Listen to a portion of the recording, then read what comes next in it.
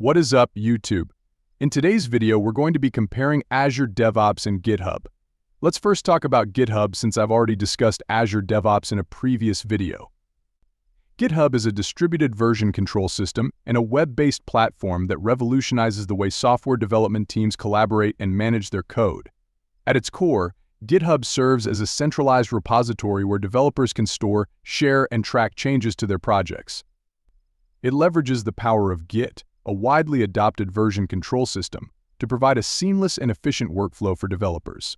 There are several key terminologies that GitHub helps developers use on a standard basis, such as fork, pull requests, merge, push, GitHub pages, and issues. GitHub's functionalities include repository creation, version control with Git, collaboration and cloning, branching and commits, pull requests, merging and conflict resolution, and issue tracking. GitHub is particularly used for seamless collaboration within teams, easy file management, social networking, and supporting open-source projects. One notable aspect of GitHub is its utility for open-source projects. How many developers, even those who are just starting, share their work on GitHub?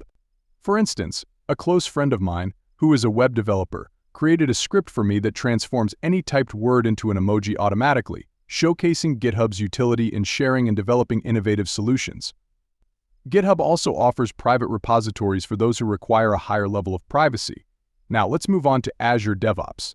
Instead of diving into its background, which I've covered in a previous video, I'll directly discuss what Azure DevOps offers. Azure DevOps includes Azure Boards for productivity, Azure Repositories for code management, Azure Pipelines for automation, Azure Test Plans for quality assurance, and Azure Artifacts for dependency management. Azure DevOps is usually used for its collaborative powerhouse capabilities, version control components, continuous integration and continuous deployment, artifact management, collaboration and communication, and monitoring with Azure Monitor. When deciding between GitHub and Azure DevOps, you need to consider which platform aligns better with your plans, personal preferences, needs, and strategies. The key is to choose the platform that best fits your requirements to ensure a smoother and more efficient workflow. If a platform meets about 95% of your needs, it will likely be a hassle-free experience since you won't have to look for services that aren't available.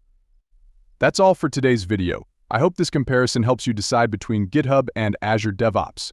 Please don't forget to like, share, and subscribe, and hit that notification bell for more videos like this.